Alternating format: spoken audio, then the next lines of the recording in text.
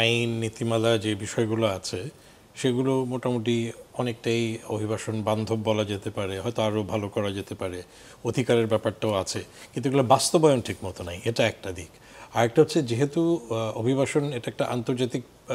পর্যায়ে পড়ে, কারণ এখানে শুধুমাত্র আমার দেশের আইন চিন্তা করলে তো হবে না, এবং সেখানে যেটা যে ভাই বললেন বা নয়ন ভাই যেটা বললেন দূতাবাস, তো দূতাবাসটার সাথে এখানে একটা সম্পর্ক আছে, সেখানে আমাদের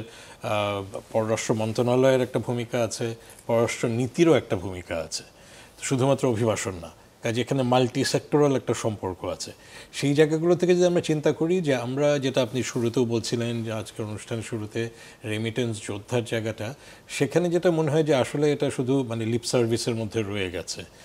আমরা নামেই বলছি বা মুখেই বলছি রেমিটেন্স যোদ্ধা, সেটা যেন কার্যকরী যে পদক্ষেপগুলো নেওয়া হবে, সেটা আপনি যেটা বলছেন আমরা হোক, যারা কাজ করছেন, এমনকি ভুক্তভোগীরাও মুখে বলছেন, এবং সেটাও বলা হচ্ছে যে হ্যাঁ হ্যাঁ এটা আমাদের করা দরকার, কিন্তু যেটা করা দরকার সে করাটা হয়ে উঠছে না। এখন সেখানে হয়তো একটা জায়গায় দরকার, সেটা হচ্ছে যে জবাবদিহিতার জায়গাটা, জবাবদিহিতাটা এখন সেটা অভিবাসীদের তো আসলে অধিকারের কথা বললেও তারা তো অধিকারহীন, এবং আমরা যদি একটা শ্রেণী অবস্থা থেকেও চিন্তা করি, আমাদের যারা ভুক্তভোগী অধিকাংশই শ্রমজীবী, তারা বাইরে যেখানেও কাজ করেন সেখানে তারা এক ধরনের একটা নিম্ন স্তরের কাজে তারা থাকেন, যদিও আমরা সকল কাজকেই সম্মান করি, কিন্তু সেখানেও তারা যেখানে কাজ করেন সবাই যে খুব সম্মানের সাথে কাজ করতে পারেন তা না, কিছু কিছু ক্ষেত্রে হয়তো ব্যতিক্রম আছে। আবার আমরা সামগ্রিকভাবেও জাতিগতভাবে কিন্তু আমরা বলি যখন, আমরা এদেরকে কিন্তু খুব বেশি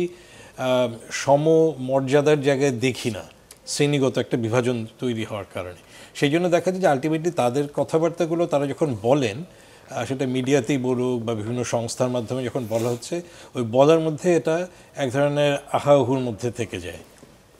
কারণ তারা আলটিমেটলি একটা পর্যায়ে গিয়ে দাবিটা এভাবে করতে পারছেন না ওই শ্রেণী বিভাজনের কারণে বা অধিকারহীনতার কারণে, যে ভাই তোমরা শুধু আহাহু করো না, আমাদের যে অবস্থা এটা আমি উন্নতিটা দেখতে চাই। নয়ন ভাই যেটা একটু আগে বললেন যে ওখানে ওনারা আন্দোলন করেছেন, কিন্তু ওনাদের কিন্তু একটা পর্যায়ে এরকম মনে হচ্ছে আত্মহত্যা ওনারা করবেন। তো এই মানে সাহস এবং এই ক্ষমতা সবার থাকে না যে আমি আন্দোলন করে আদায় করে নেব আমার অধিকার। তো সেই ক্ষেত্রে অন্যরা যারা আছে তখন একটা গা ছাড়া ভাব চলে আসে যে ঠিক আছে চলছে যেভাবে চলুক। কাজে আপনার সহজ উত্তরটা হচ্ছে যে যা করা দরকার সেটা কর্তৃপক্ষ বলেন যাদের তারা জানে, এবং সেটা আমি শুধু মানে এটা বিগত সরকার বলে শুধু বলবো না, অভিবাসন সেক্টরে যখন এই মন্ত্রণালয় তৈরি হয়েছে 2001-এ সম্ভবত মন্ত্রণালয় গঠিত হয়েছে, 2001 থেকে যদি আমরা এই 2024 পর্যন্ত চিন্তা করি, কার্যত খুব বেশি অগ্রগতি কিন্তু অন্তত আমরা যদি বলি যে অভিবাসীদের অধিকার নিশ্চিত করার ক্ষেত্রে যে উন্নতিগুলো করা দরকার সেগুলো যথেষ্ট পরিমাণে হয়নি।